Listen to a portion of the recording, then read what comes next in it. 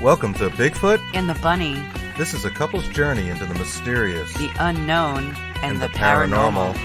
I'm your host, Chris Carr. And I'm your host, Kristen Johnson. Together we are Bigfoot and the Bunny.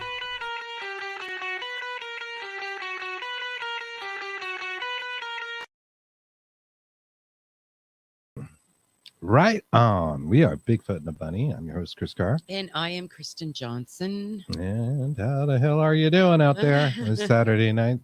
It's wonderful to be here again with you guys. As always. And we're going to tell you a little bit about what we've been up to. I started binge watching movies last night. Well, we watched 2 movies in a row. Yeah. Because we really like these folks, which is the Greenlee brothers. Yes. These twin brothers that started putting out these sort of horror movies. And they're quite good. The first movie we watched was called All Eyes. That was good. And I don't want to give away any spoilers, right? Don't, but it's not what you think. They feed you things and try to put you going in different directions. And the characters were just so awesome and so well written. We had to look up like who made this movie and that kind of stuff. Who are these Greenlee brothers? And there's actually, they use other Greenlees in this as well. They do. It seems like a family production, right? It's wonderful.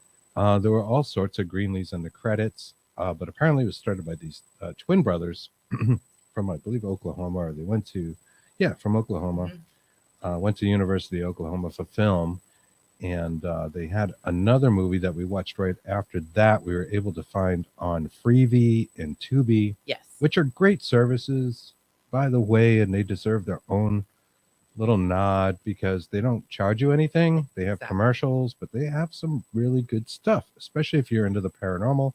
There are things on Tubi that you had to buy last year and now they're on Tubi. We come across this all the time. It's just awesome programming on there, and the commercials aren't too bad. The other movie was called Home with a View of the Monster, and that was really good too. And they're both put out by Gravitas production. Yes, the Gravitas. Sometimes we would say dreaded Gravitas because they have some kind of. The quality can vary with the Gravitas. But then now we've seen so many of them now that we're kind of better and good, and then we go, ooh, it's a Gravitas, Yep. Yeah. So we stood up to 4 this morning watching movies because this is. What's up, Echo Leaf? What's up, Kimberly Horn of Horn Paranormal? Yes, that's what I said. We have to talk to you guys because yes, please. We want you to come on, and we want to talk to you guys. And there is our guest. Going to introduce her in a minute. Hey there. Might have to pop out back in a bit. Well, please rejoin. And I'm glad you're out there. You guys are great. The other thing we wanted to talk about was an auction going on. For our good friend who's been on the show a couple of times, Brandon Cooper.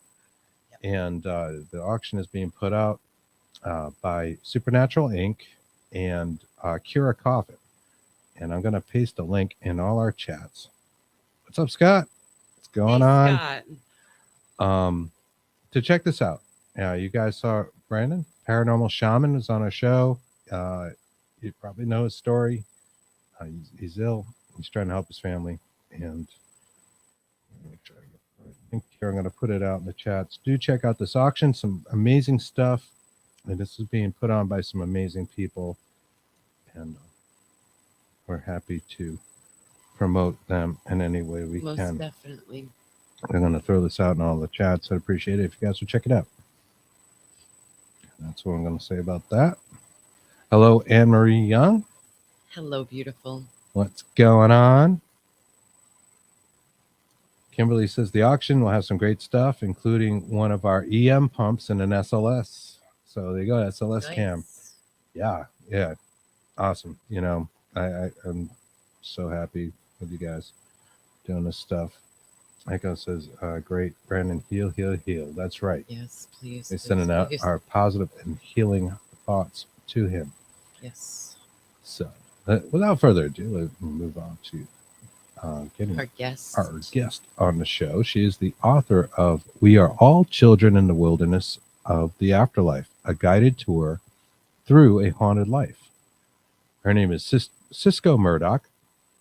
She has always been a multifaceted in her approach to life, a bartender, a floral designer, wire sculptor, jewelry designer, craftologist, business owner, soldier, empath, sensitive, and producer and host of Journey Through the Gate Paranormal podcast. None of this taking precedence over being the mom of 2 sons. These paths have led her through and to multiple experiences with the paranormal, supernatural, and the uncanny. She resides near the Jersey Shore with her dear family, several fur babies, at least 1 ghost, and I think some really good tea. So let's bring her right on. Good evening, Sysco. Hello. Thank you so much for having me on. Hello, all you beautiful people out there. I see the chat running. I've got the Facebook down here. So if you see me doing this, I'm trying to watch all the chat, see if there's questions, say hello. Hey, Anne-Marie, I had her on my show about a week ago, right, darling? Yeah, Love we the were energy. watching. That was Click awesome. just like this, the energy and everything. Just beautiful people in this. Thank you so much. Glad to be here. And I might just be a titch stoned, and I apologize. That's all right. That's all right. Maybe we'll start off with the tea. We were talking about the tea a little bit backstage. Cheers. And you've got some great medicinal tea. It is. We are big advocates of. Yeah. I'm Native American. This is natural to me. It's just, you got arthritis and, this and that. And I use all day with my hands. I'm a floral designer today. And as you heard, I wear many hats, but in today's world, you got to, you know what I mean? So, this is just trying to, hello, everybody. Hi, Carol. So basically it does help with the inflammation and everything else, but I'm not really used to it. My sons gave it to me for Christmas. That's how cool my sons are. Awesome. And they keep giving me, to try to help, because here in Jersey, it went, legal, of course. So funny story, they gave me one because every once in a while I'll pull my back out or whatever, and I go to work anyway and power through, just like a lot of people do nowadays. You got to do what you got to do. You have to. I took this vape. It's a tiny little thing. You wouldn't believe that there was this kind of kick to it. It's got like a little oil or something. And I did take a hit off of it, and I'm like, okay, I'm not feeling anything. He said, 1 at a time. Be careful. I'm like, okay. And I had to drive at 4:00. It's 10:20 in the morning. I called my son. Am I going to be able to drive at 4? I can't get out of the bed. Because I wasn't used to it. And I had all of a sudden all the pain went away. And it just and then all of a sudden it just, everything started. I'm like, oh my God. But yeah, I'm just, well, with the legalization of marijuana and THC products, you do encounter some real high potency things, usually in a segmented dose, and sometimes they do have different effects, right? They're all different. Yeah. Kind of like back in the day, you kind of knew what to expect with a nice double album cover.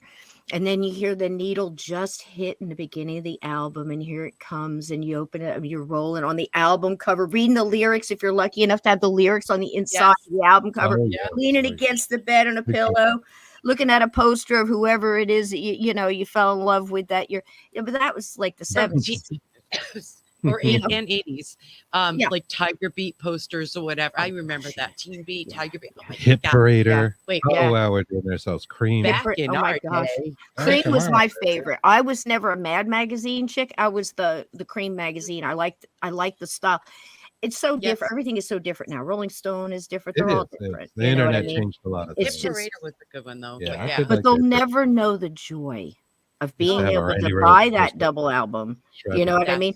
Like have this, and to be able to sit there and roll that perfect, it's just different. Now you pick up a little vape with a little oil that you're not even sure when you can't drive for 5 hours.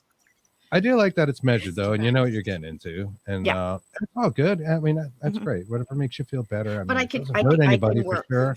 So God bless. I think it's a wonderful thing that we're seeing state by state legalizations, going through. They just did it here in Rhode Island in December. Massachusetts, our neighboring state. Before that, Kristen Liz over the lineup. They did it for a while. So we've had access to dispensaries for some time. Wow. And, I'm not saying, hey, go get stoned and not, do anything with your life, but sometimes you need things to help, Well, it's, and literally it is medicinal. I mean, I could Right. never drive on this. Are you kidding me? Oh, good You Lord. know, but I mean, if you're in pain and you've got something that's not going to have an adverse effect to you, I don't do painkillers. I don't do any of that. You know what I mean? Because you never know. It always is. You're hushing your body, and your body's trying to tell you something. So I don't want to do it so much that I'm going to hurt it more. I try to listen to it tell me what it needs. Like if you got a sprained ankle, what do they do in sports? They shoot you up with a bunch of stuff, send you out again, and 30 years Exactly. old, you can't walk anymore. Yeah, you know right. my point. Exactly. Yes. Carol mentioned some string cheese. I can imagine. I'm just gonna let that one sit there.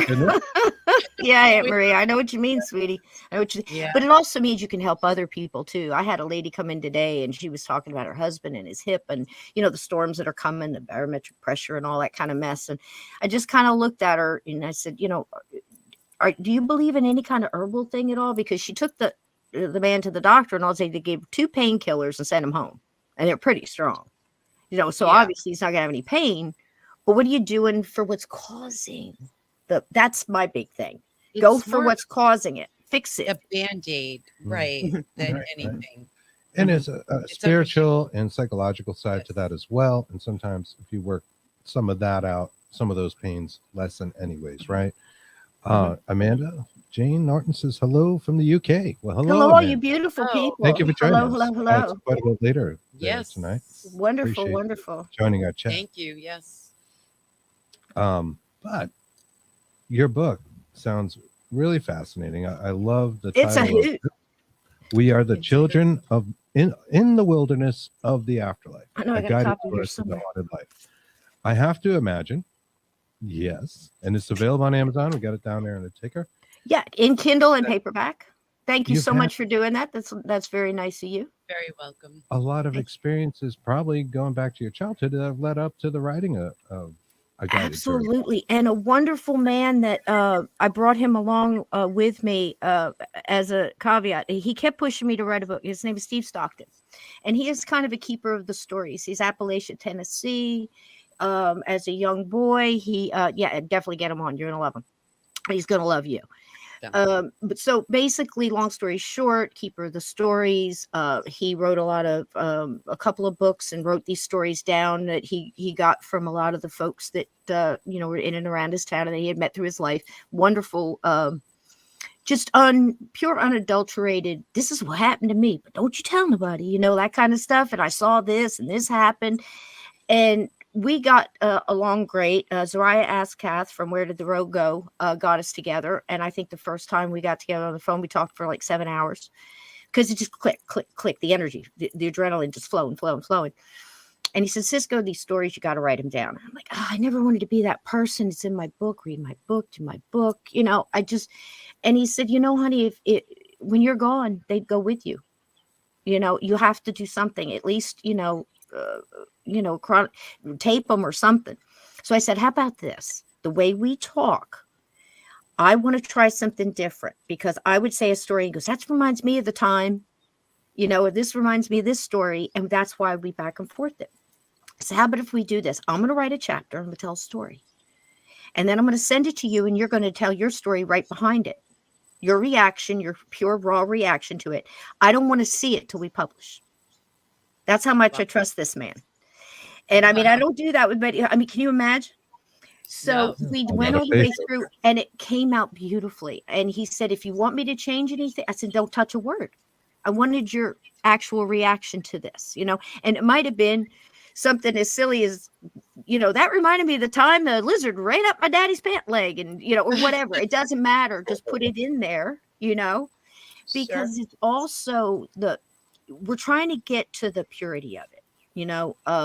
Another thing that convinced me was, my main thing is, as a child, as many people have had this, if you've had an experience, you couldn't talk to people about it, especially in the late 60s, 70s, when I was going through it as a kid. You couldn't. It wasn't only around, hey, I got orbs flying around my kitchen. It just wasn't going on. If you had that, you were shamed and you hid it. You didn't want to talk about it. We always say this, you'd be in a straitjacket. Don't tell Absolutely. Your parents are telling you, shh, you're going to be, and seriously, information was hard to come by. Yeah. Right.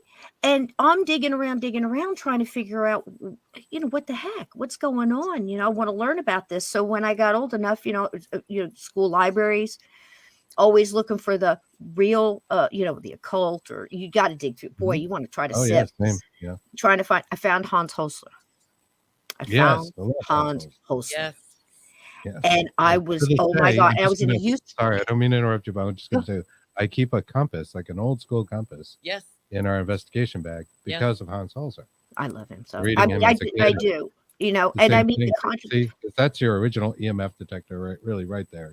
Yeah, I mean, he's the thing I dug about him was I love the fact that he would bring in like Sybil Leek and Ethel Myers and trans mediums and speak to the ghost. And he had this very Austrian kind of, no, you will not, no, you cannot stay here. This, tell me what your issue is. Let's fix it and go on. It's just, I mean, in a much more, demure manner. But, I really dug it. And I love the fact that he said, I've never been afraid of ghosts. They're just people in need of help. And I was clicked right into that. And I'm going, okay. Because one of my first experiences was a Revolutionary War soldier that was in an old farmhouse. Like it was almost 200 years old when we were there in Jackson, New Jersey. And I'm seeing him. And, 5 sisters in the house to talk about all teenagers, 13 and up. Imagine the energy. One brother, a World War II, my dad, with what at that time they called it shell shock. The name changes with the war, right? Yes.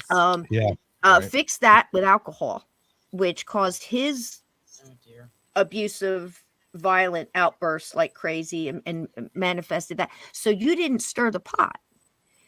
And you didn't talk about it, that nonsense, because that's going to trigger him off. It's going to trigger everybody. So I think everybody in that house was having an experience and scared.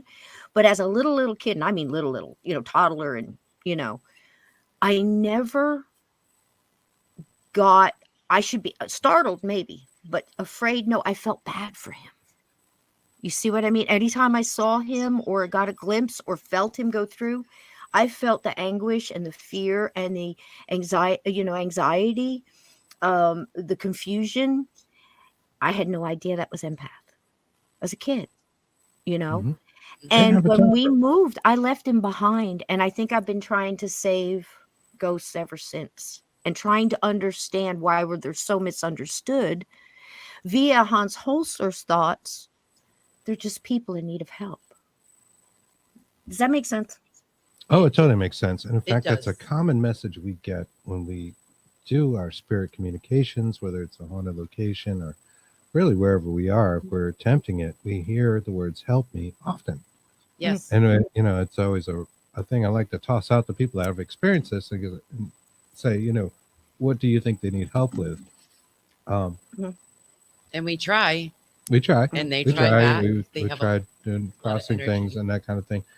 But sometimes I also think it's just an emotional outburst from the other side, and that's how it gets translated into our spirit box or just our digital recorders. Interesting. Like I cry for help, right? Yeah, and it could be trying to get your attention, like help me, I need your attention. Yes. I mean, and that's the message I get a lot too. Going back just to the book for a second, as far as it goes to, and I never want to be that person. I'm sorry, guys, but everyone's gotta say that. I never liked the guy or the people who said it's in my book. Go get the story in my book. I will tell you stories. Oh, we want to know about your book, so please feel free. In like the half hour, you're gonna go, my God, does she shut up? No. I just go until I pass out. We have lots of time, so don't worry. That's true. Yes. I mean, might as well be real.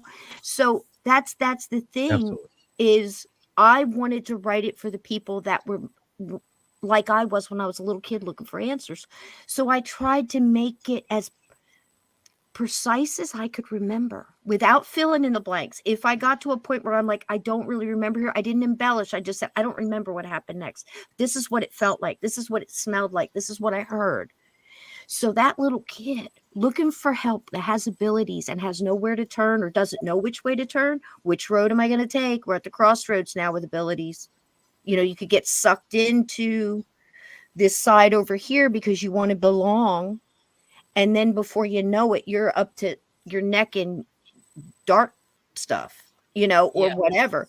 Or you can go this way and get a foundation under you and, you know, build your tools and everything else so you can walk with your light into that darkness and come back out again. And I was trying to do that with the book because a lot of times I'd say, this happened.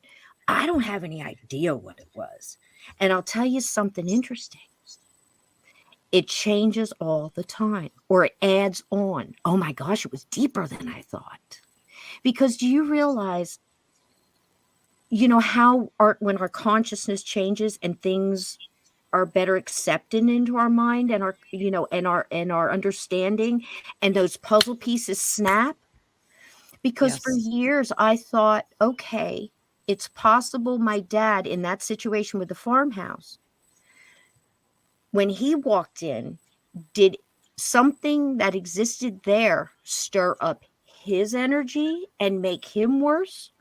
Did his energy stir it up and make it worse? And when I met Steve, I told him the story and he goes, what if it was both? And then you've got all this energy with your sisters and the quiet and the separating of family members so it can control better. All of those things started to fall into place, you know, because I thought it was just one Revolutionary War soldier ghost that I felt so sorry I left behind. And again, I still feel guilty. You know, it's condominiums now. You know, what do you do? Walk around, you know, knock on doors and go, hey, have you guys seen any ghosts? You know, and I know it's probably true. They don't just dissipate. They might find somebody else's energy to connect on to or whatever, but unresolved is unresolved, you know? Right. I don't know. Yeah. I know that sounds really scrambled. Like energy vampires for negative energy. And if you're having a hard time, you know, if you're having problems with addiction and things of that nature, or someone in the family, whatever it is, you know, it generates something I think that is malleable to at least some of these entities. And I don't know what it gives them, but it's interesting comment out here I do want to bring up from Amanda there in the UK. She said she lost her dad 2 weeks ago. She can smell him and feel him. She says, I'm not nuts. My dogs react when it happens. My daughter had a scan 2 days before. Baby boy, she lost my granddaughter 6 months before. So we were all protective of the new arrival when dad was over the moon in her the months before. So I'm sorry, scan the photo. It's not written quite perfectly. Large as life, it passed away suddenly 2 days later. My daughter was with him. We were heartbroken. Always thought my dad will be here forever. So many questions. All right. So can I take a stab at that? You mind? Oh, please. I'm just going to give you what I got, Amanda, when I was reading that. First of all, he is there. Second of all, he's not going anywhere. And that doesn't mean he's stuck. Basically, what I mean is this. Your love connection to him.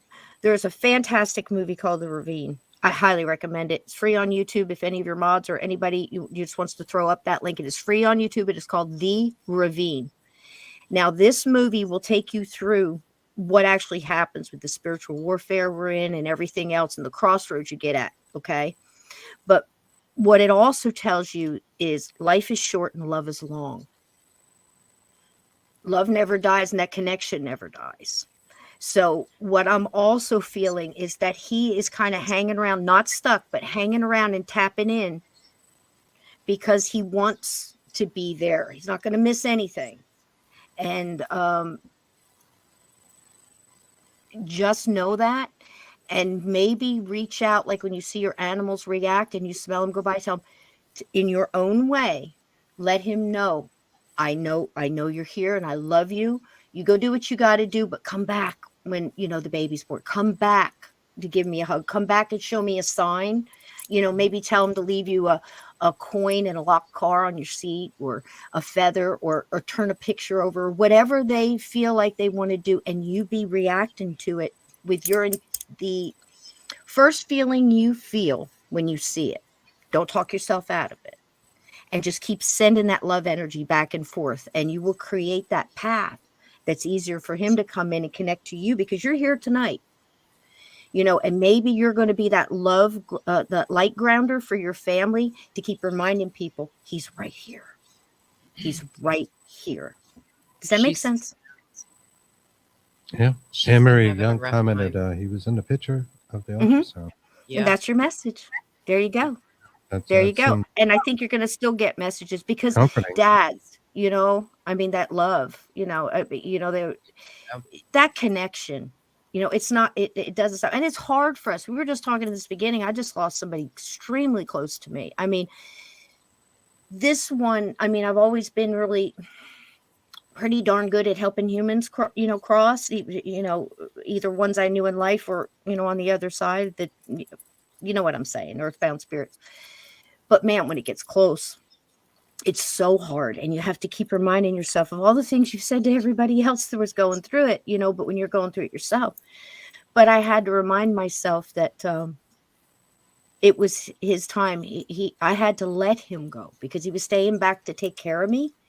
So I kept saying, it's okay. I'm going to think about you, and I'm going to be sad, but then I'm going to back it up with a funny memory, a laugh, a joke. Remember that time we danced crazy in the rain to, taking care of business or something? Try to remember a fun thing and throw that light, happy energy, that love energy up, because that's going to help you and it's going to help them. So whether it's a pet or a lost loved one, and that's just my belief at this time in my life. And I've seen it happen, and I've seen it help both sides.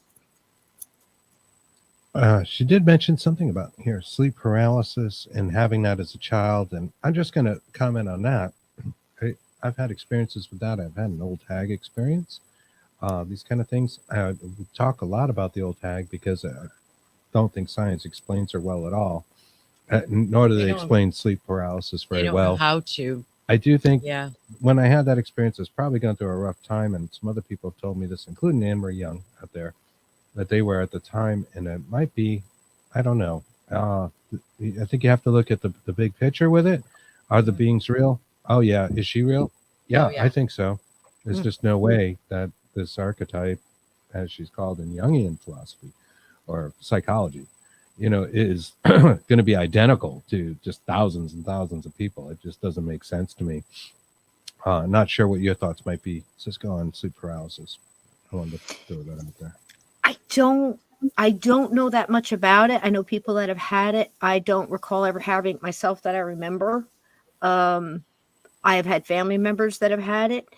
And in my case, I would also tell people that, again, things are going to manifest, the way it wants to manifest, if that makes sense. And it may have nothing to do with you, but it could be something. I've just learned to step back and go, there's a lot of things possible here. It could be something trying to take your energy because you're at a weak spot in your life, and they sense that weakness. Right. They, what I call like a crack in the windshield, they're going to push on that crack, But again, please always remember that your light is stronger.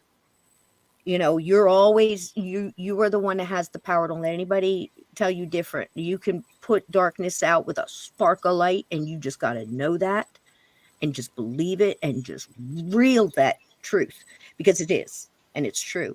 And we're just one drop of the same ocean. We're all connected. It's a thing of like setting boundaries, just believing in yourself. You will not do this to me. Not challenge. To get that out. Challenge is different. Right. Not challenge, not provoke. Adamant. Certainly don't provoke. Adamant.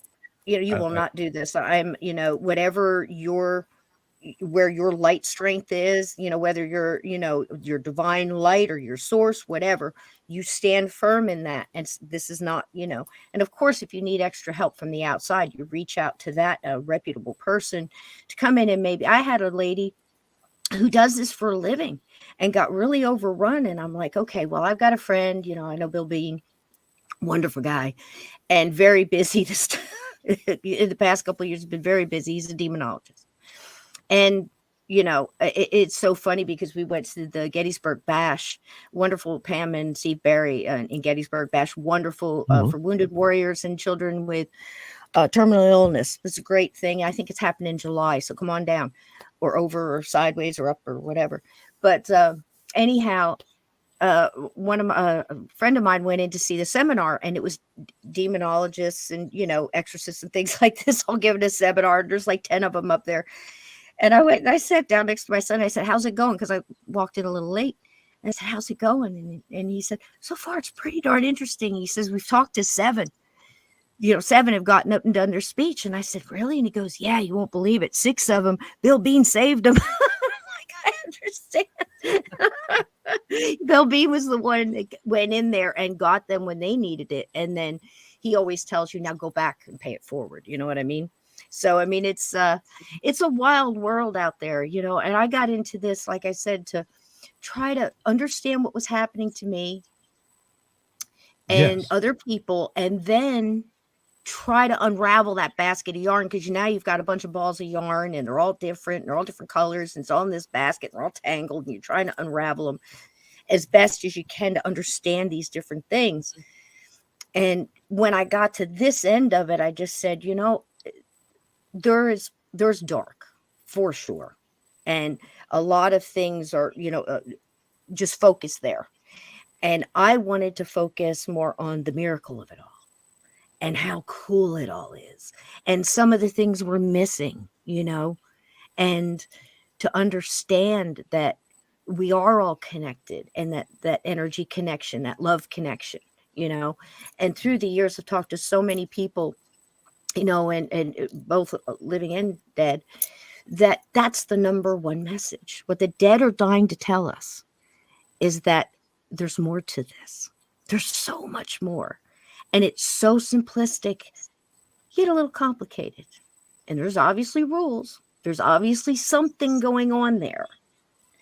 But if you open yourself up to the spirit messaging and the synchronicities and those little things that happen that come and validate, like one after the 3 times The or whatever. signs. You have to watch the Amazing. signs.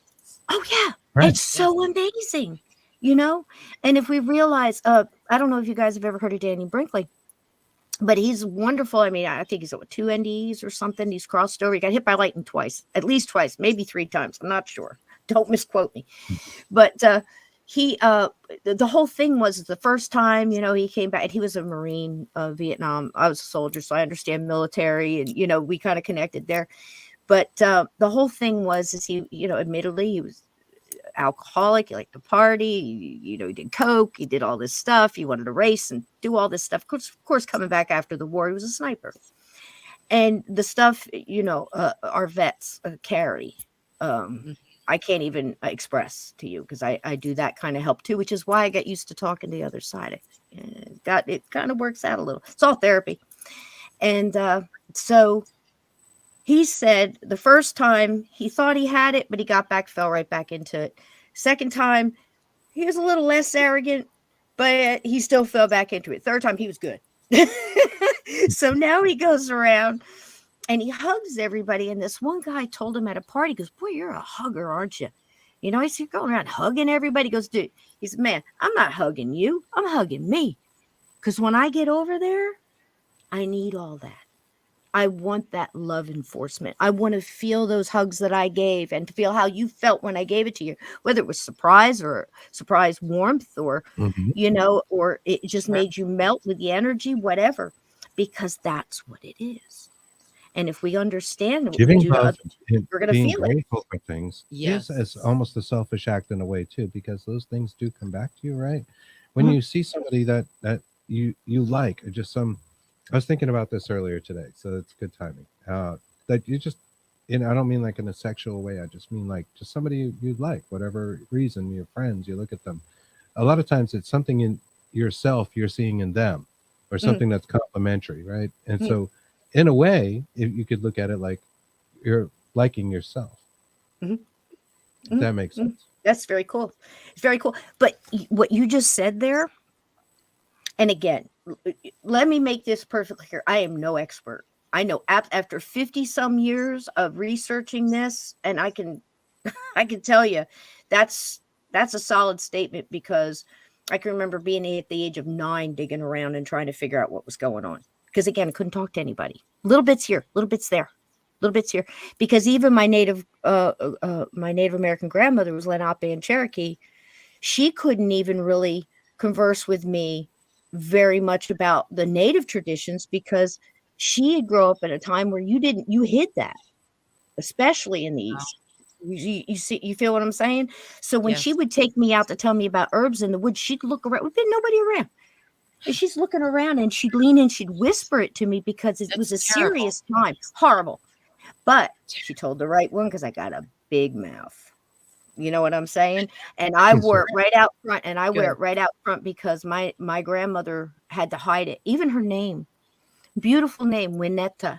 And she told everybody her name was Winifred because other people wouldn't understand. Are you kidding? You can't even carry your name? It's so true of other cultures as well. It's awful how they have Yeah. to go and do that and hide that. Right. But what you're saying about connecting into energy, I'm sorry. Nope. Yeah.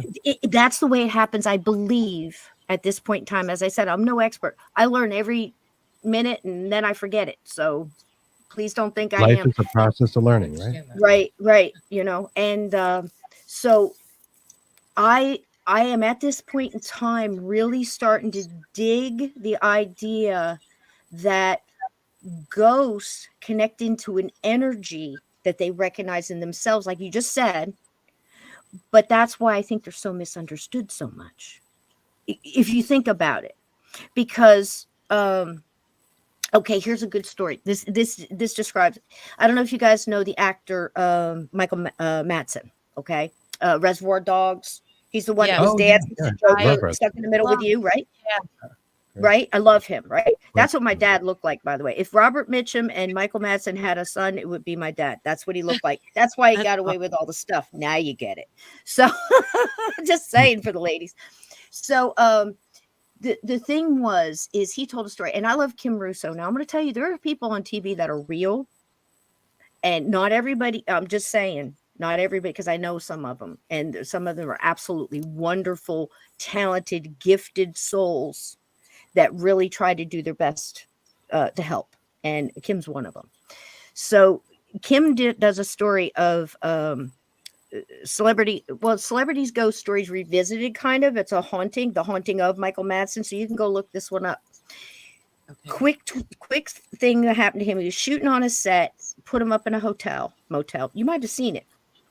And he was visited by this little girl ghost. And, you know, he'll go through the little things on how he woke up. She's standing by the bed, or the fan was moving, or all the little things that happen. Goes down, typical thing, at the next day, and talks to the guy at the desk. Hey, you know, and the guy at the desk tells him the story of a little girl who was playing ball back in the day, bounced downstairs, fell downstairs, died.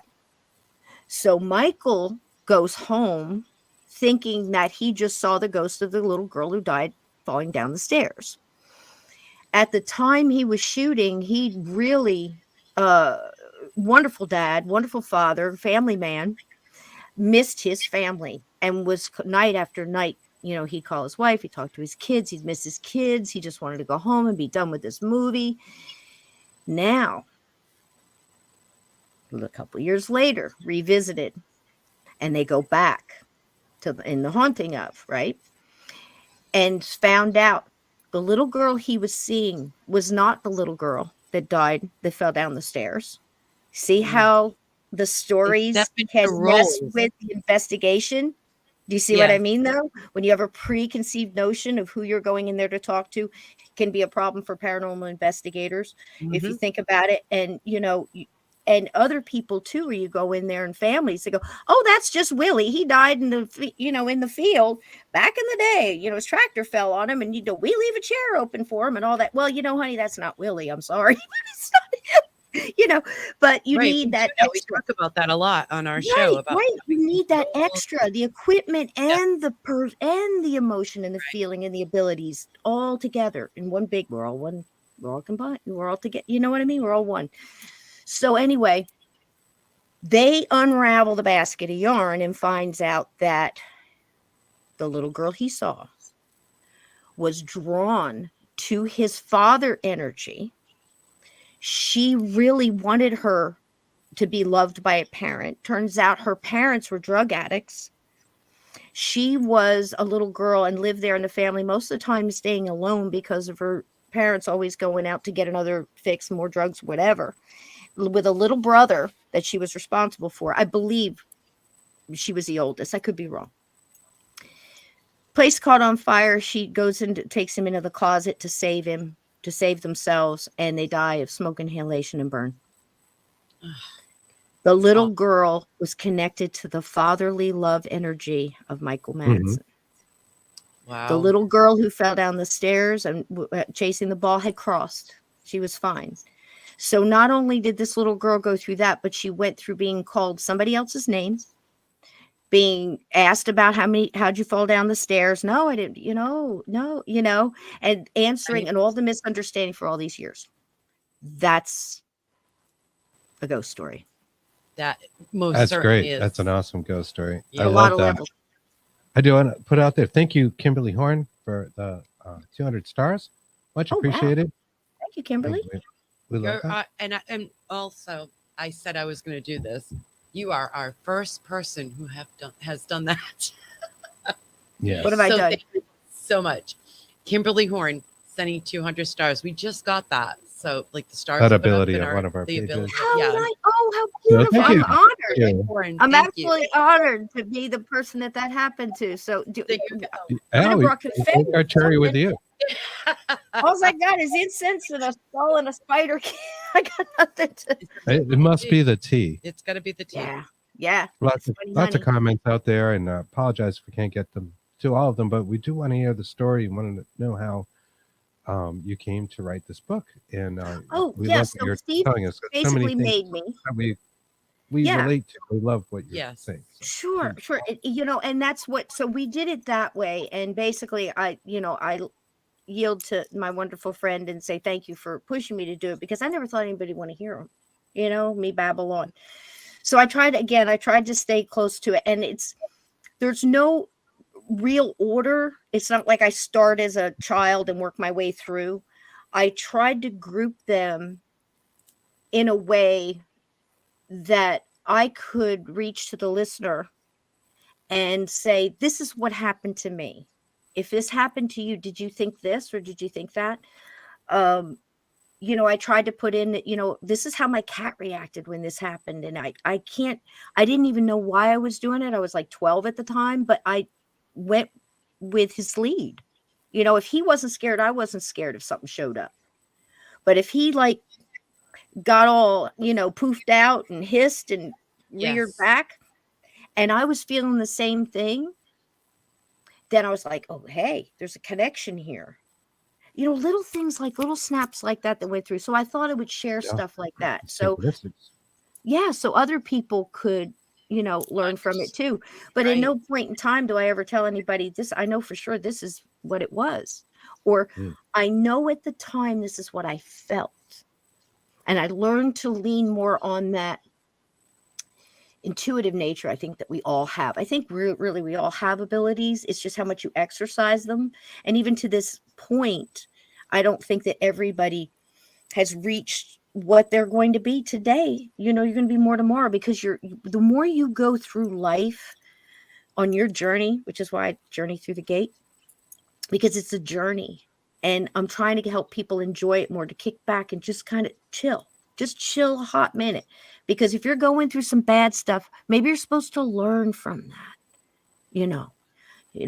I had elders that I was able to talk to. I saw it later on in my life because of the way I could see it through the generations. My grandmother, briefly as a child, beautiful woman with, all of these just wonderful creases and smile lines and beautiful, life's journey on her face.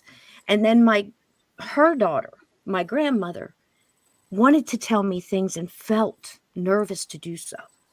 Right. And then I've got my mom, who was a little more out outward with it and a little bit more pride. Hey, we were Lenape, we were this, and had that guts to come out and say these things. And then it kind of passed the other sisters and brothers who talk about it a little bit. And then it came to me. And I wear it right out front. Keep it, as we said in the South, when I was out there in the South, we put it right out on the front porch. We keep an eye on it, because there's so much connection to nature, and I don't know also why that is so surprising to people. Like when I came up through the 70s, I heard different people say, oh, they're tree huggers or they're this or they're that. And I'm like, we're nature too, right? We're all connected, right? Do you not get we're this? part of this system, right?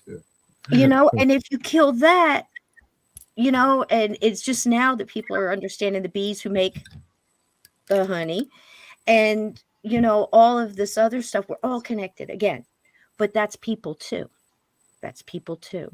And, like I said, if things happen to you and you're going through the darkness, it's a rough patch, but what did you learn going through that? What can you glean from that?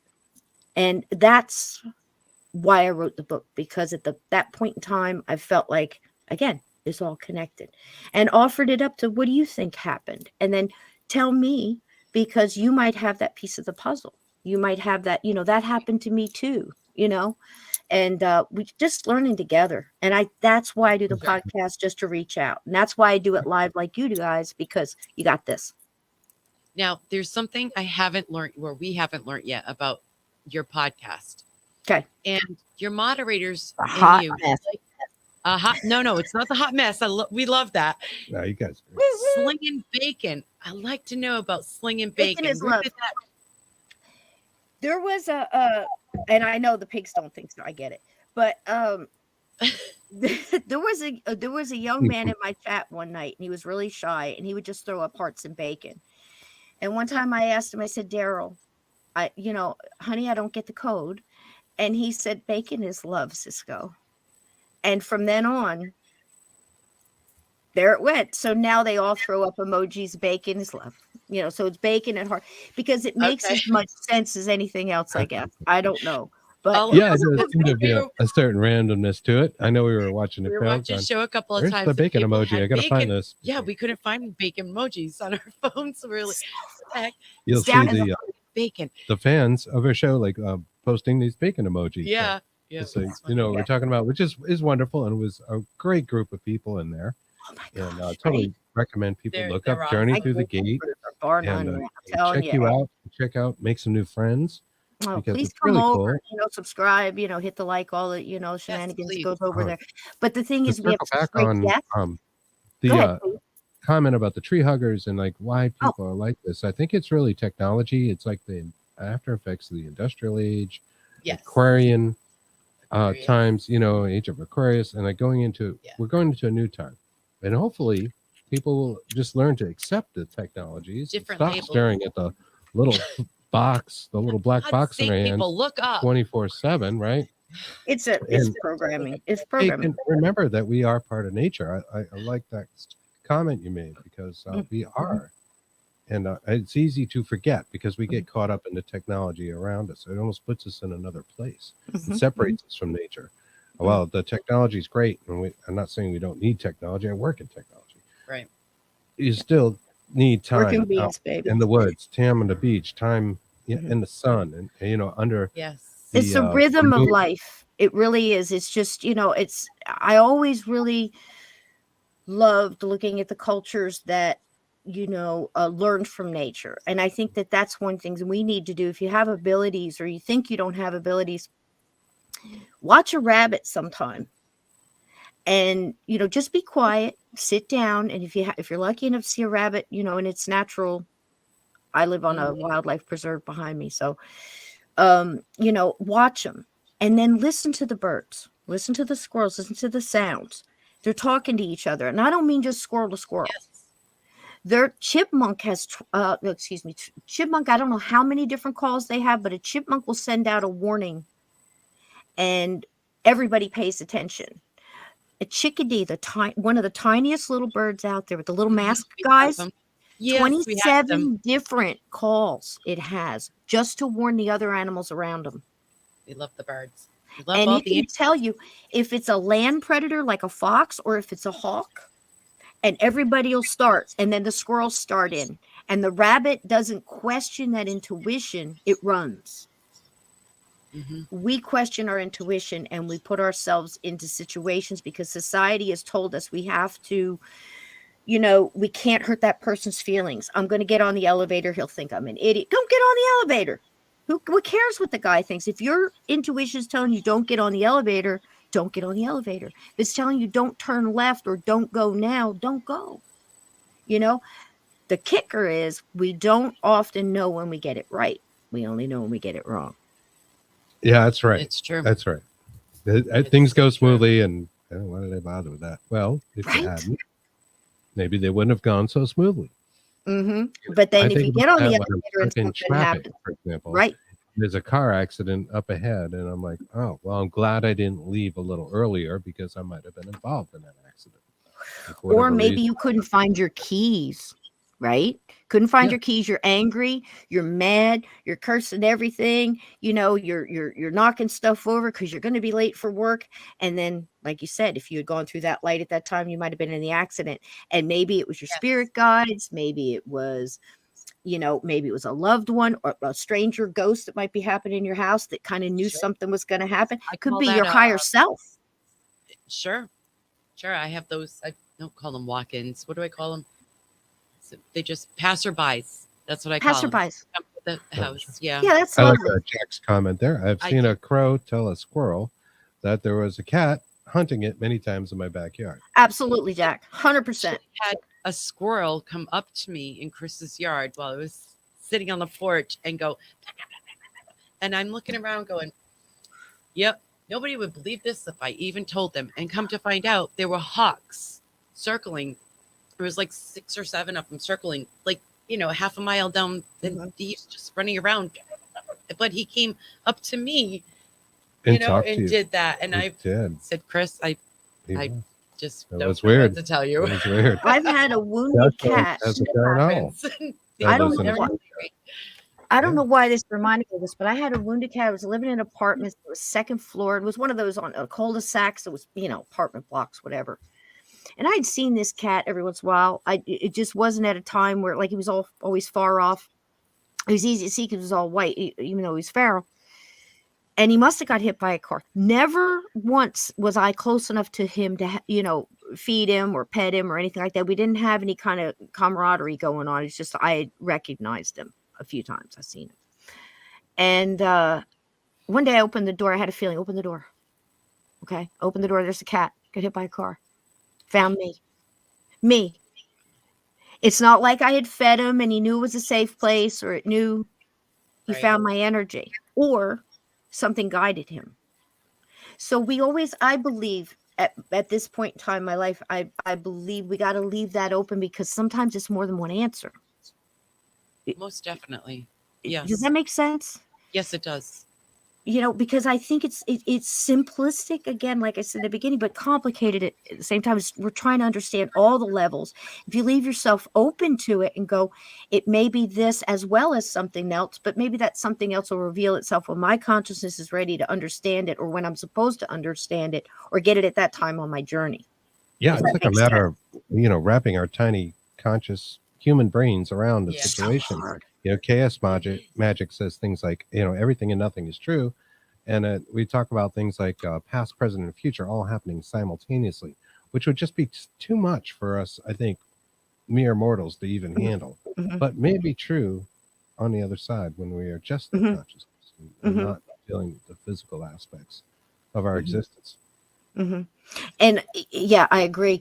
And, talking to wonderful people like Lynn Monet and Claire Broad and, all these wonderful mediums and psychics and people that I've met along the way. And these wonderful people that you never hear of that do the most wonderful, brave things that go down into the dark cellars in Gettysburg or sit all night in a field in, Devil's Den, because they're trying to work with a couple of intelligent, earthbound spirit, earthbound essences or whatever you want to say. that are Energy. willing to listen. Because listen, go to a Walmart. Let me just explain it like this. And again, I know nothing. I'm no expert. This is just where I am right now, and I'm trying to get it. Go to a Walmart and imagine that everybody in Walmart's dead and are a ghost. That's like walking on a battlefield. Pretty much anywhere, really. Everybody thinks, this whole place is haunted. Trust me. They're just moving around.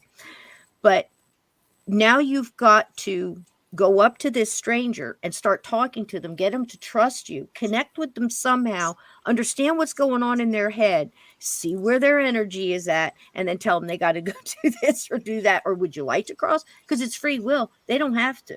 Right. It's up to the individual. That's right. You know, They have to want to talk to you as much as you want to talk to them. Right. For our paranormal investigating folk, Yeah. That's Or you go into a place, Oh, honey, and they say, there's nobody here. Well, yeah, they are. They're sitting right there in the corner. They just don't want to talk to you. That's it. Yeah. They went up in the attic, or they went outside, or they went to go get, whatever, a beer or some hot wings down at the local bar and grab pop a few butts or something. But they're not going to talk into your little box if they don't want to. There has to be some kind of trust there. They are not trained monkeys. I have said this before. People and they aren't pets. Right. Yeah. They're not pets. It's a relationship like any other relationship. Right. And they're not, I mean, oh my God, please do not go in and just torment them and everything else and say, oh, and you get them. I'm big set against that. No, we can't stand that. It's no. Because if you walked in my front door, I'm an old broad. You know what I'm saying? I'm a soldier. I'm a redhead from Jersey.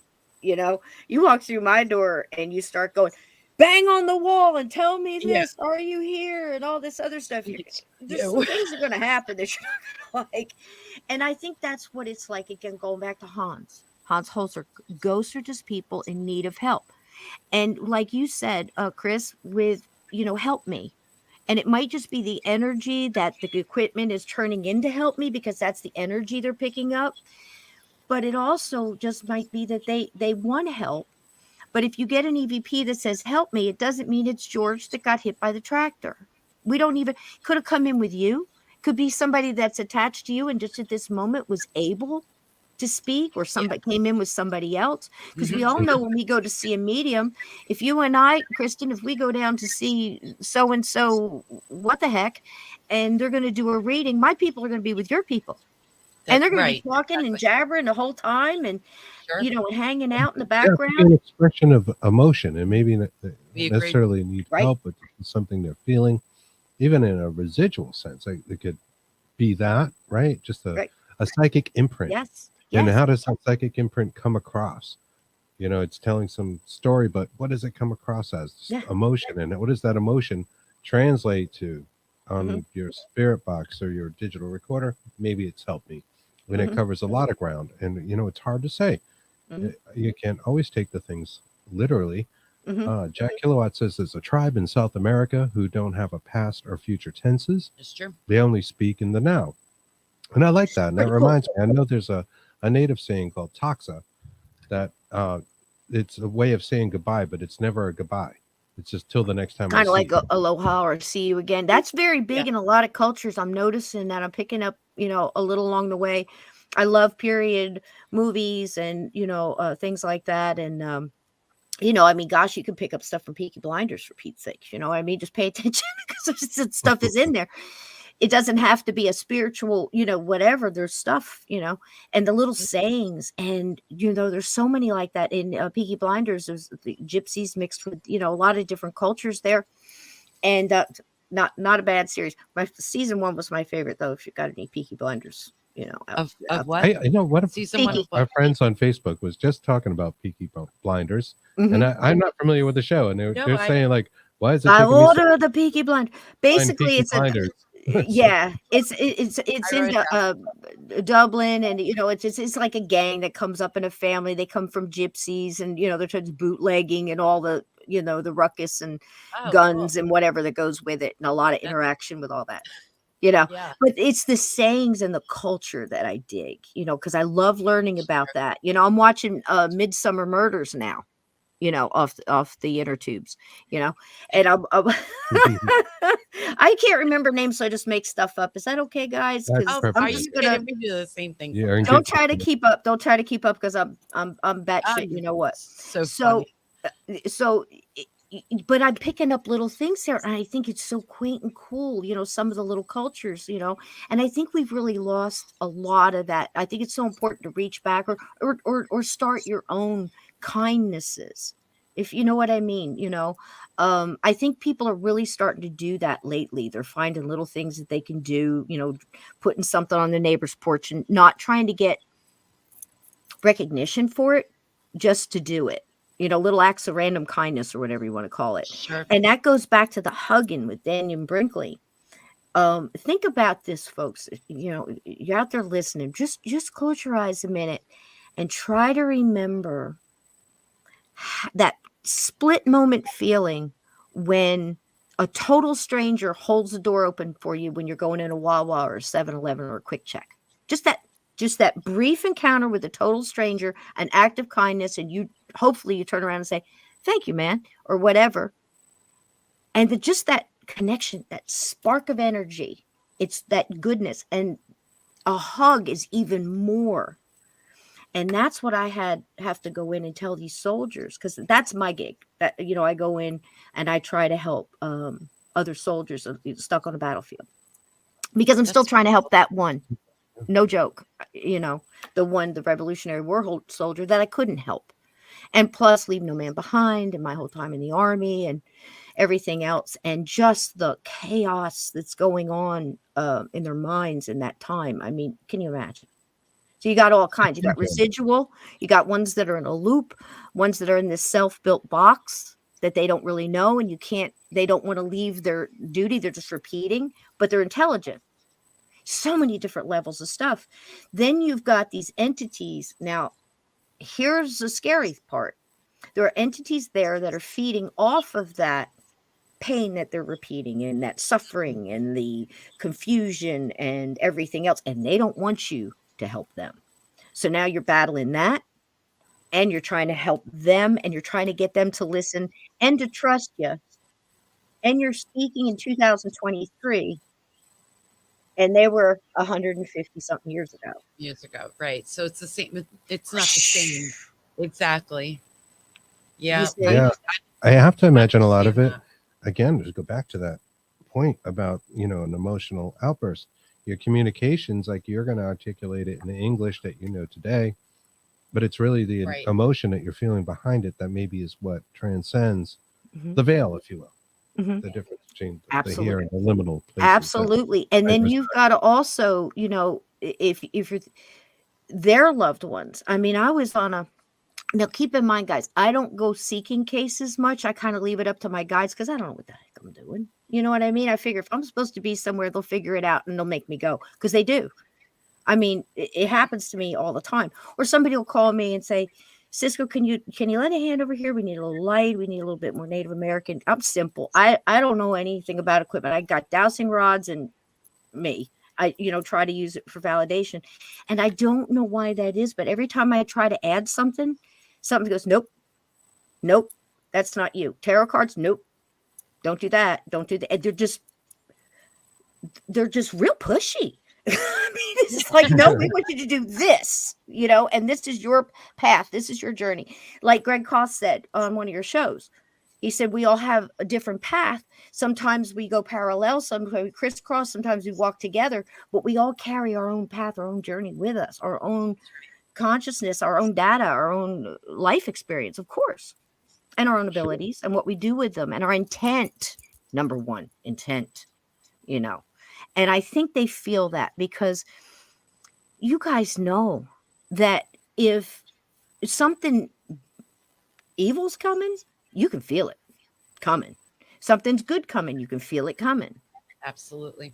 You see what I'm saying? And I'll tell you something, the opposite is true. Many people. Thank you, Bill. You're a friend of mine too. So I love that song. You know how many times people sing that song, Sysco Kid? It's funny. But I like the song. Thanks, Bill. It's good stuff. But then, and I will absolutely, you can never have enough friends, sweetie. So what the heck was I talking about? Otherwise, I would talk about getting off your path where I went. That's But it is. It's all about your journey and when you're supposed your to, at journey. the time, connect into that and what you do with it. You see what I mean?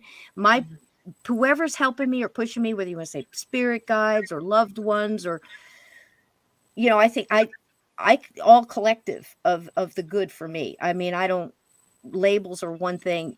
You know what I mean? yes. We We all try to understand put the things labels. labels, but It's whatever good is easier for helping. people to understand. Right, Yeah. right. Part of the human condition. We try to Whatever's helping or guiding me pigeonhole everything. doesn't want me to do certain things. They want me to do this, and I'll go to Gettysburg and I'll tell all my friends I'm going with. They go, "Where's Cisco? Where are you going to be?" I don't know, because every time I go to Gettysburg, I would wind up crossing somebody. The last time I went was an 8-year-old little girl. Would you like to hear the story? Yes, please. Yeah, absolutely. Okay.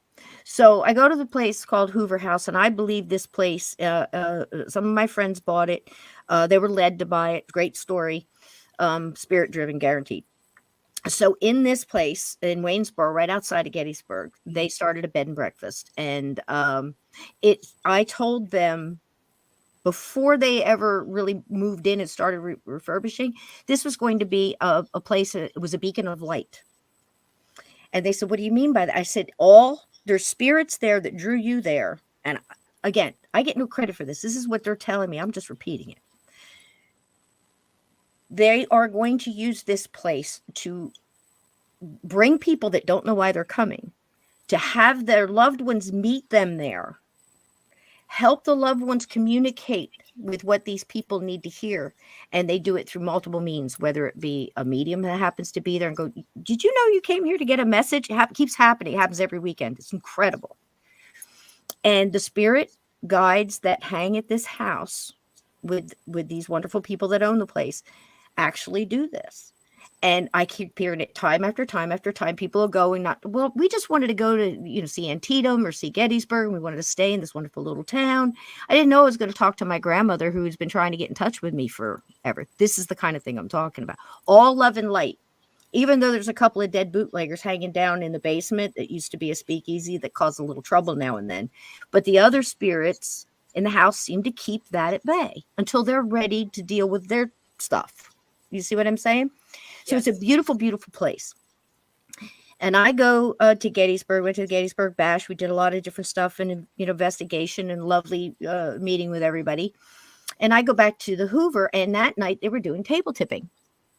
Oh, wow. And and I love it. Old Victorian, if you never heard about it, basically in their case, and I don't know that this is true everywhere, but in their case, each person that comes there actually has gone to an antique shop or someplace else and was drawn to a certain table. This all happened while they were looking for the house, by the way. Wow. All in tandem. Very great, amazing multi-level A lot of story. synchronicities leading. Yeah, Right. Got to follow And those synchronicities. each spirit picked a table and a person. Crazy, right? Yeah. So they that energy thing. So now they'll bring out a table and everybody sits around, and again, there's feet are tucked under, elbows off the table, the whole thing. And sure enough, the people that showed up that night showed up to get a message, and they did. Some of them didn't know it. Now, some just sat down and said, "Tell me whatever," and amazing things happen. So my thing seems to be the communicate, even though I can't seem to communicate tonight at all. I can't keep track, but I'm sorry. Oh, you're doing But- good. You're doing but- wonderful. When I'm talking to an earthbound or a spirit that's trying to get a message, believe me, I'm crystal clear. It's all about that, because something else takes over, and it's straight, I promise. So Jim, wonderful KSPS, Keystone State Paranormal Society, Jim and Dave Haney, and just wonderful people involved in that. Wonderful, wonderful people. They know that I do this. I'm a communicator or whatever. And I said, "Look, Jim, I know I'm here for something. I don't know what it is yet." I had said this the day before. I said, "We're going to go wherever we go." Well, he's giving me a tour of the house. I'm up on the 3rd floor. And all of a sudden, one of the guys come running up the stairs, "Get Cisco, get Cisco, get Cisco." And I'm like, right away, as soon as I heard my name, I just locked up, handed somebody my purse, and went with the guy. Went down the stairs. They're all sitting around the table. There's 1, 2, 3, 4, maybe 4 people sitting around this little bitty table, and they're all looking at me coming down the stairs. I'm like, what do we have? Just like a doctor running into an emergency room. That's how I feel sometimes, because I don't know. I just leave it up to them, right? I'm here for a reason. One of the ladies looks up at me. She's got tears coming down her face. She goes, she's 8 years old. Okay. Got it. Connected in. She's almost there, but she's scared. I said, I got it. Just move. I got it. I sit down, and right away, I feel this little girl's energy. And I said, sweetie. And she just, I could see her in my mind's eye, beautiful strawberry, little blonde, those big, just beautiful eyes, these little cheeks, but her face, which should have been innocent and young, and her eyes were so old, and the energy when she turned around was just so beaten and drawn. I don't know how else to explain it. And the minute she turned and she connected into my energy, I could feel everything she was feeling. And I said, honey, I'm here to help you. My name is Sysco, and I already love you, baby. And I feel like you didn't get enough love. And I said, I'm not going to make you tell me what happened. I see it. Now I've got people behind me. She was 8 years old. She was watching her little brother. Little brother fell down the stairs. Mother picked her up, drowned her in the tub, blamed her for the death. Oh, good. The Oh, my only God. person that ever loved her in her life, in her little 8-year-old life, was a nanny who showed her love and a little dog. I'm getting this from 3 or 4 different people behind me, living people. And I'm like, I got it. I got it. I said, look right here at me. Look here at me. I got you. I got you. I got you. And I started talking to her. And I said, now here is the kicker.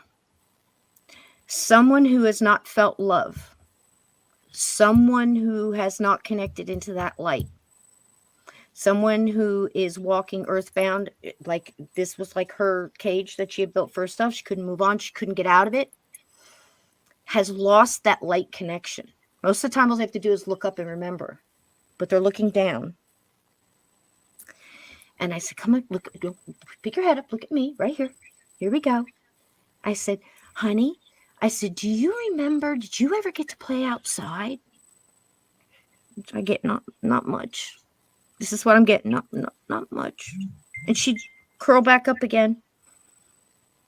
And I said, but you did get to play outside. I said, you had a little dog. Did you ever chase him outside? And remember how that sunlight felt on your shoulders? And it was warm. And it was like, she's starting to light up. Just remembering the sun and the warmth of the sun. Wow. And I said, do you remember how much you love that little dog? And she told me his name. And yeah, I remember. He was funny. He used to chase the ball. He'd run the ball. And one time I lost it. She'd tell me a little thing about how it went under the porch, and she got it. She got all dirty and got in trouble. And then she got sad again. I'm like, no, up here. I said, do you remember the sun on your shoulder? I said, when you hugged your puppy, when your nanny hugged you, I said, do you remember how that felt? I said, it felt like the warmth on your shoulder, that warmth that went through you, and the light that went inside. You got all warm and gushy inside. And she kind of giggled a little. She, as soon as she did it, she lit up. And I said, look up at the sun, baby. Look up. There it is. Close your eyes and look up. I said, you feel that warmth? And at the same time, I looked over and I saw through the light, just a foggy kind of extra light, nothing bright, just a little bit of more warmth. And I swear, I think it was the nanny. And I said, there's someone who loves you over there, honey. Do you see her? Yeah, I see her. And I said, can you go to her, baby? She loves you. And she's got your dog, and you can hear a little bark. Whoop. Couldn't see the dog, but heard it.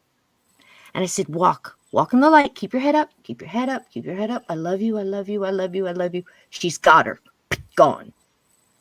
I opened my eyes. Everybody in the room is absolutely emotionally ruined. Yeah. Thank Two you. people fell out of their chair when it let go because Oh. I didn't know they're trying to hold back the mother. You see, that I never felt because I walked in there with her. Just This is what it's like to cross spirit. Spirit who just needs a little help, like Hans Holzer said. And it wasn't me. It wasn't one person in that room. It was everybody in that room.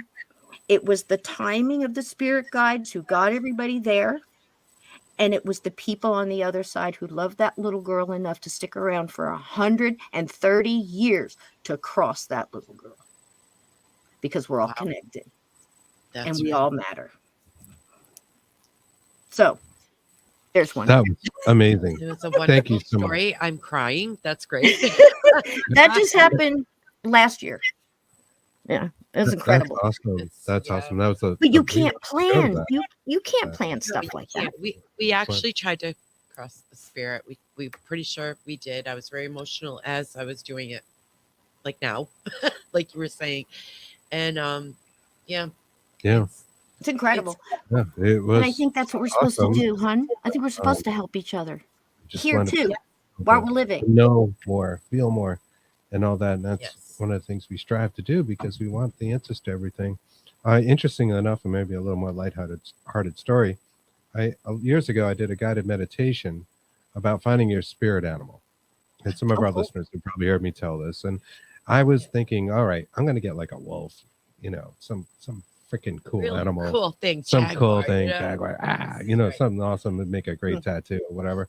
And I'm doing it, and it's the guided meditation, and you walk into the woods, and you're going along the path, and you're up there, and you feel the air doing this, and all this stuff. And finally, I come into a clearing, and it says, and here's your spirit animal, and it's this dog that I had as a child and as a young teen, Yep. little in his kind of decrepit state.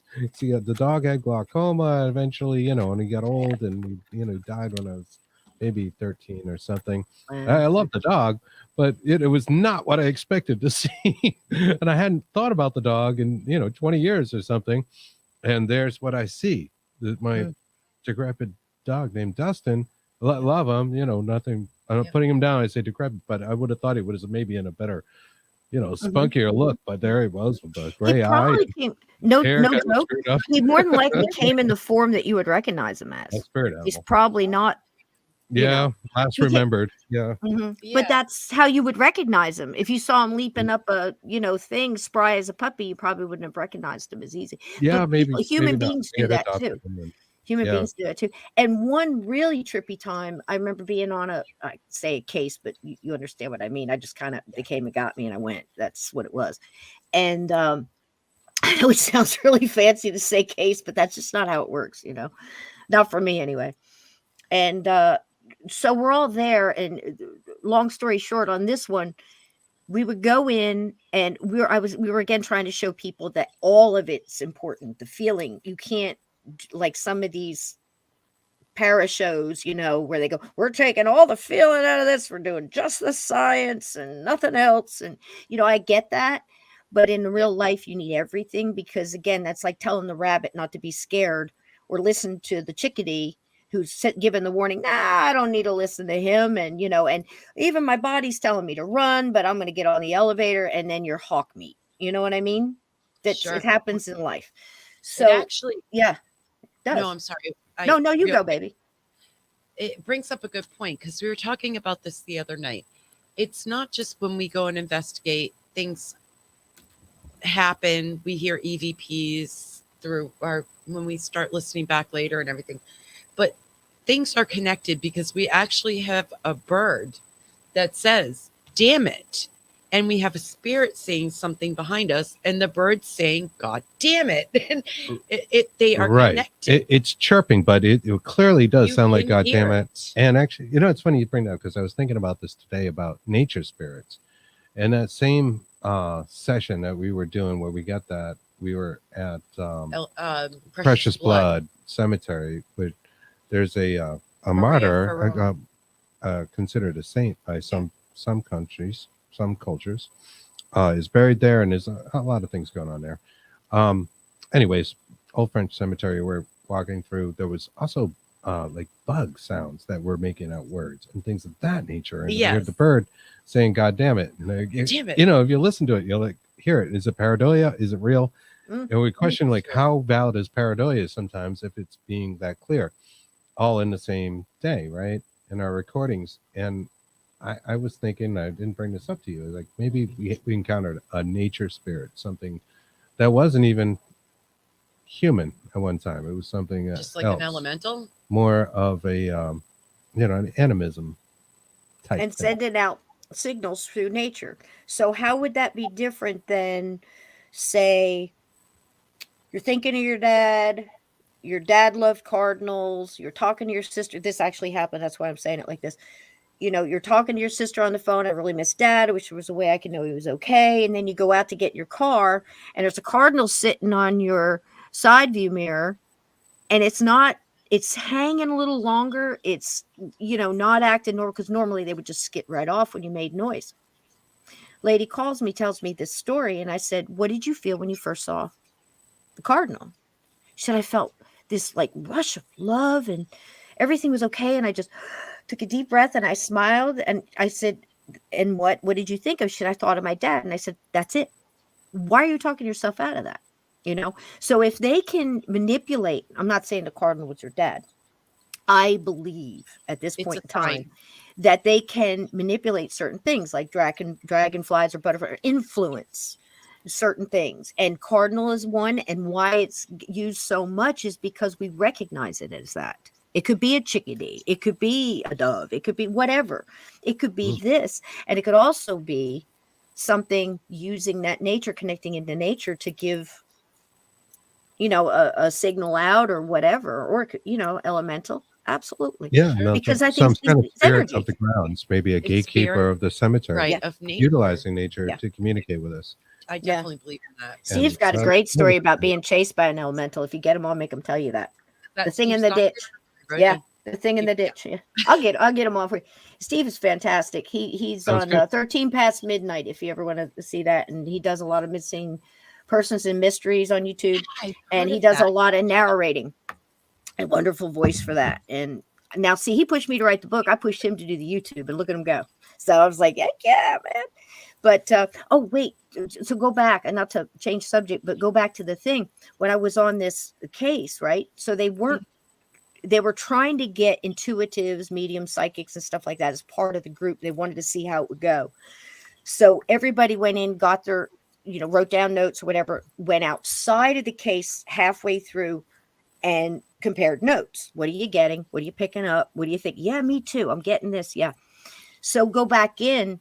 This thing that was supposed to be a little girl, just again, the little Oh, girl. boy. And the home was convinced that this was the little girl who died of scarlet whatever back in the day, in the room upstairs where we put dolls and all that kind of stuff. Fun. Oh, yeah.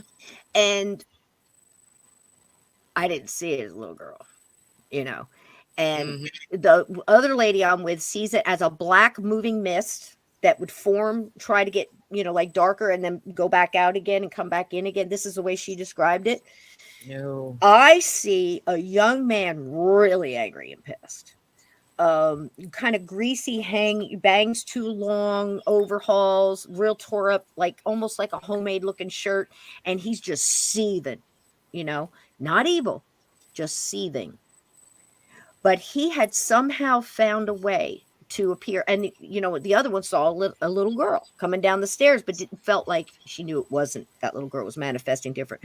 Manifested 3 different ways to 3 different people at the same time in the same room. I can't explain it.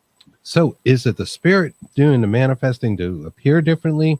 Or is it just the way we're wired to interpret those? I don't know. Or what they're putting for you to see. That is one of those questions, because we've had that I can't say. occur too. Like we've encountered things and maybe had different perceptions about what it was, but definitely knew something was there and was trying to communicate, but had a completely different take on what we were talking to. 100%. And I think that's amazing. There's our friend Brandon Cooper. We were talking about you a little earlier. Hello, fellow human. Hello, Brandon. How you doing? We love you. But that's interesting to me. And stuff like that right there tells you, all right, you have to use your inner filters. You have to use your knowledge. You have to use all of it at the same time. You have to be willing to learn new things along with everybody else who's learning new things and having their thoughts and theories tested constantly, because boy, when they move you to the next whatever it is that they want to move you to, because again, I've picked up tarot cards multiple times. You think that, you could understand it, the beautiful pictures, but I get like nothing. Pendulum I can do, but it's so close to, and I'll get results. I'm just more comfortable with the dowsing rods, and the reason I chose that is because if I go back and do Civil War, it's something that they would be familiar with. It's not so much flashy stuff and things going on. And I'm trying to just appear to them as, as something they can relate to as possible. Yes. When I go, the first thing I do is apologize for wearing pants, because they're looking at me. The girls are supposed to Right? be wearing skirts and Victorian, Right. corsets They and- call these people, when they went into town, would call each other Mr. and Mrs. Smith, and they're married to each other. Now listen, nowadays, forget it. they weren't prudes. I mean, you could read some of these love letters back and forth. They were hot and running, man. But most of them burnt them because it was kept. No, I don't want anybody else to read these, so they burn them. There's not a lot left. You see what I'm saying? Mhm. Because the women or the family would, this is private, But when you were out in public, they had a thing that they kept up, And if you think about it too, if they're on some part of the field that's going through a ghost tour every hour and asking impertinent questions and stuff, and people are getting smacked and punched in the stomach because they're whistling, singing Yankee opposite songs on different sides, or asking what was the war like, what does it feel like to get shot, and people get slapped across the face, and and then you got to walk up and go, look, read my intent. This is me. This is exactly how I am. So come here. Let's get this going. Yeah. Right. I really do. I can see spirit saying, get the fuck out of my house. Exactly. It's Hans Holzler, though, right? When you think about it, harkens back to the way he was. He knew what he was doing. He knew what his intention was. He knew he had good people with him that he could rely on, that had abilities he didn't have. He wasn't jealous of that. He had some of his own, but he used them in different ways, and it's kind of, that's kind of where I'm at. I'm thinking 50 years. What are we doing? Where are we at? I think it's so fun. On my show, I try to go back to the 70s, and I'm showing stuff from Bigfoot that we knew about then, and ghosts that we knew about then, and UFOs. Patty Gill, yes. Yeah, just going all the way back, showing old documentaries. And just, and how, what have we accomplished since then? There's been so many people that have come up with wonderful equipment and wonderful theories and wonderful ideas. But the thing is, too, is it really any different, right? We think anything could be a tool. I mean, they were doing stuff in the 1800s, is kind of where science and the paranormal started to meet, and the psychical societies. And spiritualism. They were doing a lot of the same experiments that we do today, and some of theirs were better. So and I think there's also too, there's something going on throughout decades that's tried to separate us from that too. I think we're fighting a lot of things like the fluoride in the water that calcifies the pineal gland, all that different stuff. They don't want us to know how powerful we are. Yes. And we are, and how strong we are. And I'm telling you something that is a lie from the dark side, because once you know that you have control, it's your free will, and this will not continue. Don't even get me started with the government. Honey, right back to ufology. We don't do that here. Yeah. No and what they show, what they won't I know, show. but you know what I'm saying, though, right? So it's trying to separate you from your power, and you have that. And then, society tries to dumb you down. It's like, you need this, like we we're talking earlier. You need to kill all that pain. No, you need to fix what's causing the pain. What's wrong with you? Then once you figure it out and you're doing something to fix that, then, chill, you can chill it because you know what's going down, right? But it's as simple as. Back to elementals was something Kimberly Horn brought up. Yes, please. Sure. And she says, so elementals can turn dark in nature because I believe I encountered an elemental that wasn't created originally to be dark in nature, but felt that it became that way over time. It was feeding off of desperation and fear and negativity. Thoughts? Highly possible. They do. I believe that they do. I think so too, because even our energy can. And you think about it too, something, and again, I don't know so much about it. You think I would know more being Native American, but it's not like I was brought up with the elders on the tribe, in the tribe either. I mean, I had to learn it along the way. And it's so convoluted now, and there's fighting there too. It's like you'll say, well, it's a Native American tradition for me to do this. And then 5 different tribes will pop up and go, we don't do that. And I'm like, okay, that's not what I meant. Yeah, but that's their tribes, though. Right. It depends. Cultures. It's Every culture has exactly tradition. Every culture is different. Yep. And Right. the way it was passed down as well. I mean, Sure. you'd be surprised how many people I've seen fighting over what a dream catcher means. And I'm like, dude, hold on a minute. What would your ancestors think? You're fighting over what a dream catcher means. Really. What does it mean to you? Right. But you What get is my it? point. Your tribe, or your culture. Mhm, Exactly. mhm. And Jack what it means Kilowatt to you. says, that's why we need to be placeholders during this war of good versus evil. Amen. And that's Keep the very lights on, interesting. Jack. Everybody Well, out here is Motel 6. Yes. Where does that line go We're between keeping the good lights and on evil? for you, baby. People used to sacrifice other people for the good of the village, Yes, good of the tribe, right? Certainly, animal Lions. sacrifices are like a That's big thing pagan. in the past, Yeah, a very as well, pagan too. thing, as well as Yeah. humans. Yeah. But were they doing something for the benefit, or at least thought so, of the rest of the tribe? Right. What they were doing seemed evil. We were just watching a show the other day about meat plants, slaughterhouses, Oh, that was giant, in the news. like 1,000,000 square I foot don't know if anybody's heard facilities this. Yeah. out, in the middle of the country, that are just, how many cows are they killing at any given moment for our food supply? And they had little kids working in them, and that's Yeah, what the that's news story just came hard. about. Is Mhm. children working graveyard shifts. Oh, it Children, kills me. kids, Man. years Going old, to school, yes. know. And I was like, that's they are a horrifying. part of some kind Yeah. of traffic ring. We're not sure.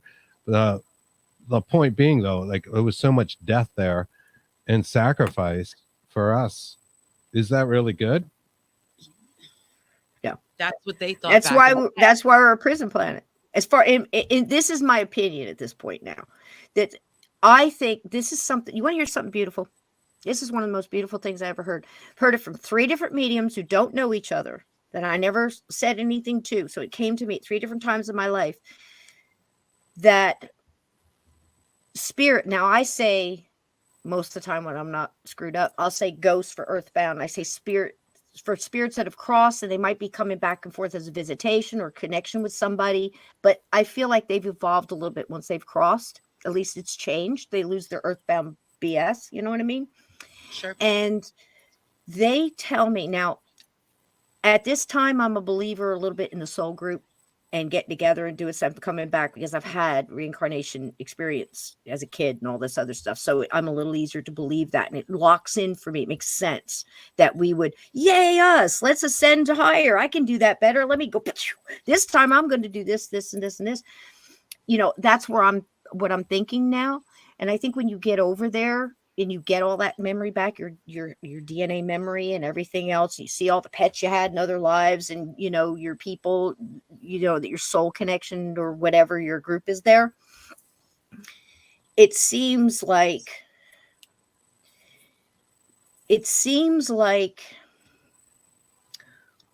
we are meant to just learn here in school.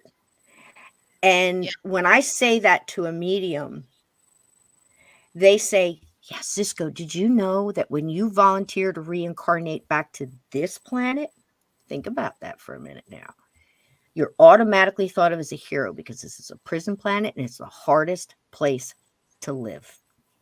We still kill each other here. We still do this. We still do this to animals. We still do this and this and this and this. If you volunteer to reincarnate up to here, it's an easier trek. You don't have to go through all that stuff, but you don't learn as much as quickly. So people are quick to jump in so they can ascend to a higher vibration. This is just how I explain it. I'm sure that it's more complicated than that, or maybe more simple. But it made sense to me. And they said you're automatically thought of as a hero to come to this planet because it's so darn awful. Because we do hurt each other. We always do hurt. It's very well put, because I've always wondered that myself. Are we in hell? 3 times. But like Catholicism talks about, like hell. Is that where they got it from? Are they from the higher plane? I think You it's know, a lower vibration. I mean, if that Absolutely. makes any sense. If it makes any sense. Quick story, if you want to hear it, that I'm really all about explains. frequency and vibrations. Right.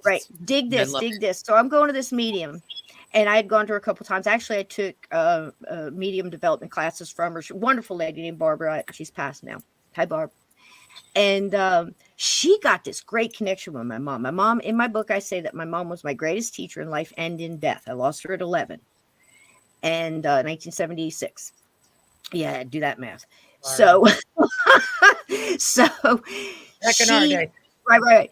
So we had this conversation. It was a lot going on in my life. I have sons, and she was coming through to warn me that my sons basically, you know, she said, if you don't know by now, they're fast trackers. And she used that term because I understand that to be one of those people that come through and I'm going to go do this, this, and this, get it all done and come back and ascend higher if I do it right and I don't take the wrong road or get to the crossroads and go, you know what I mean? So Sure. they usually tend to be the ones that are always getting into a lot of things really early, but they have a chance to move through it because they're going to learn through it. But as a mom, that's hard to watch and not Listen. stop, you know? And she came in to tell me, stop it. It's not it's their journey. Just love them through it. So what do you mean? Just love them through it. Just love them through it. You can't stop it. You can't change it. Love them through it. They have to go through it. You have to allow them to go through it. Take off the hat, that big toolbox you have. She's actually saying this with the medium. That big toolbox you have, put all your tools in it, lock it, sit on it, take off the hat, and take care of you. Because you're going to have to be strong to get through this. I'm like, oh my God, what the hell's coming? You know, she wasn't kidding either. And while we're having this conversation, we finished this, and I wanted to finish it off with a note because I had my mom there. And I said, before you go, can you ask her, well, again, she can hear me. I said, I want to know about my dad, because I said earlier about my dad. He was, married 7 times, great date, bad husband. Let's just put it that way. And looked like Michael Madsen's how he got away from it. So again, I know in my family, everybody curses his name.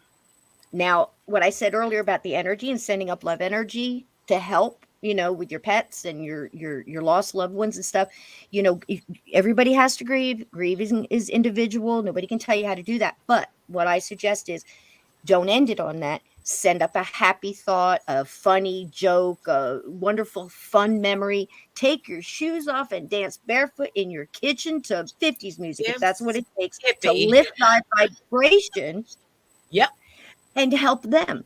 So I thought, okay, I want to, how's dad? Now, if you knew the story between my mom and my dad, I hadn't seen my dad since I was 3, and he left all the women in a wake and the kids and everything else and just this and went on to the next thing. So we see the picture, right? So I say to her, how's that? Medium says back to me, Barb says to me, she says he's okay. She doesn't want to talk about him. She wants to talk about the grandkids. So she finished with the grandkids. And that's why I finished up with my dad at the end, which is my son. And I said, okay, well, don't forget about that. I want to hear about that because nobody else cares. And they're cursing him. And I have a feeling that that's hurting them too. And I want to try to help this because drink the poison, expecting somebody else to die kind of stuff, right? Because anger and not forgiveness, it hurts you. Trust me. It's the energy deal. Watch the ravine. Watch the ravine. Yeah, we wrote it down. We're gonna watch it twice. And so I say to her, look, I need to know about him. How's he doing? And she says, hold on, I'll go down and get him. That's what the medium says. She says, hold on, I'll go down and get him. And I went, oh my God, don't go down there. I'm gonna go down and get him. And the medium goes, no. That's not what she means. He's just vibrating at a lower vibration. Right. Ah, okay. Gotcha. She said, now the medium's laughing. And I said, what? She goes, she's actually gone down there. It looks like she's pulling him up by the collar like this. And I'm like, okay, I get that's him. That's her. And I'm trying it. She says, okay, he's here. What do you want to say? He can hear you. And I said, hey, Dad, how you doing? Look, I understand you can't make a rock a tree. You were a great rock. Appreciate you picking out great, women, because you sure picked out hell of women. Had great kids. Sorry we didn't have a relationship, but we're going to have one now. How about that? I'm going to talk to you every day, and I'm going to send you happy thoughts and energy, and I'm going to thank you for being my dad and bringing me into this world. I must have picked you to do it. But do you have any idea what a warrior I am now? Do you have any idea what kind of a person I am now? And I wouldn't be that way if I hadn't gone through what I did. So thank you for that. Happy thoughts and energy, Dad. I did that every day for probably 2 years. Off and on, every time I thought about it, I always send that up. Go back and I see Barb again, going to a class, bumped into each other. And I actually brought somebody in for the reading to help them. And she goes, by the way, your mom's here. She said, what you did was really cool. Bringing that other person in. She really needed that for her life path. And I said, awesome. I had a feeling she was here and I figured she probably brought her in. She goes, she did, but she brought somebody else. Like, oh, really? Now, when she brought him through, he could not lift his head. He was looking down. What I say about looking down. Looking down, can't speak. Too weak. Wow. He was suffering the crap, dealing with his depression and needing forgiveness and everything else, right? So here comes this guy in my energy that she says is here to talk to me. She goes, I've got a guy. She goes, I'm picking up an older male energy, you know, how you do. And I said, what's he look like? And she says, he's wearing a uniform. Green. She didn't know. She describes an Army Class A uniform. My dad was in the Army. Because I had been talking to him about, you know, we're both in the Army. Let's click there. Let's talk, you know, let's talk that, you know, for a while, Dad, because I didn't know what to say to him. He found something to be proud of. He took the love energy, helped him. And at first, I thought she was talking about my uncle. Described somebody. At this point in time, I'm still trying to figure out who it is. And I'm not saying anything, but just yes, no, yes, no. What does he look like? And I said, can he say anything? And she says, hold on. He says he would not have been a good role model for your boys. I said, that's my daddy. And now he can talk. Yep. He's wearing his Class A uniform and he can hold up his head. So if you don't think that energy is powerful to use for other people, to send out to your loved ones on the other side, to send to yourself, please, please, please reconsider how powerful words are. That's what, you know, written or spoken is why it's called spelling. You send out energy, it comes back. If you send out negative, you're going to get negative. Send out positive, you're going to get positive. It may not be in your timing, but it'll be in the right time. Remember my dad. Let him be a lesson for you and anybody that has done you wrong in your past. Forgive them, let it go. You don't have to forget it. Nobody wants you to forget it. We didn't learn anything if we forget it. Don't carry it with you. Don't let it drag you down. It held my dad down for 30 years. Luckily, my mom went down and got him. True story. It's an amazing story, and it wonderful. It's wonderful. I want to kind of sum up with that because that was just a great multi-level, right? There's a lot of lessons in there. It's awesome. It is awesome. I think I've even stunned some of our audience. I'm sorry. I'm looking at the chat because I wanted to send that energy to you, but I can't see unless I do that. So I'm sorry if I'm missing comments. No, I think don't be sorry. I think this is a very positive and wonderful thing that you just did. And I love the story you told. I hope that helps somebody because that's the thing, man. I just went through it. And like I told you guys, I lost my baby. It was like a train ran through me, man. I've buried 4 children. I'm not sitting here speaking as somebody who has tiptoed through the tulips all my life. Right. I worked hard. You know, I went through a lot of crap. And for some reason, somebody wants me to be here to tell you the things that I just said so they might help you. And if you can learn from that and you can pass it on, remember, you're hugging yourself when you hug somebody else. So right. Wouldn't the opposite be true? Yes, most definitely. Funny, honey. That is wonderful. Yeah. The book is called We Are Children in the Wilderness of the Afterlife, a guided tour through a haunted life. You can find us on Amazon. Are there any other places people should try to get this? Oh, book? Yeah, just Amazon. I'm just, real low key. I got it out there, and that was such a feat for somebody that doesn't know. I just keep mashing buttons till something works. So it is on Amazon. It's on. It's true. It's so true. You're going to get the truth from me. He's the tech guy. I can't even. So can I call you sometime? Because I don't. Yeah. But yeah, it's in Kindle. It's on Amazon. It is in print. my Journey Through the Gate. It's on YouTube. Please come, please subscribe. I have a big mouth, so it gets me shadow banned and everything else. We do paranormal. To tell the truth. Not here. How about I tell the truth? We appreciate you. This has been awesome. Yeah, we just got to sometimes talk in When code and on where YouTube. can people find your YouTube, your podcast? Please. What nights is it on? And I think we're going to be on it soon. Yes, you guys are coming on. You're coming on in February. I can't wait. It's Sunday nights, 8 p.m. live on YouTube, Journey Through the Gate, Paranormal Portal Podcast. If I knew how many times I have to use that, I would have made it shorter. I apologize. But Is it Eastern Standard Time? Eastern Standard Time, and Monday Here in nights, Steve Jersey. Stockton is on. You're going to see Lynn Monet co-host with me sometimes. We're going to have Yes, we wonderful love break Lynn. talk. She's been on our Very show many friend, times and yes. an awesome Fabulous. friend of ours. Energy connections. And again, I think, if the universe or whatever you want to say sends somebody in your path like that and your energies connect, that's almost like a mile marker, an atta girl. Like you're here we go again. We're going to ascend a little bit more. We're going to learn a little bit more, and I think it's wonderful. And that's the wonderful thing about this community with, folks like us doing these shows and connecting with these wonderful chats and everybody, and all the different people that come on. We learn a little bit from everybody, and we step back and we look at these stories. I'd love to come on and tell you some more, and Yes, we'd love to have you back. I just sometimes they want me to say something that somebody needs to hear, or somebody's going to listen later.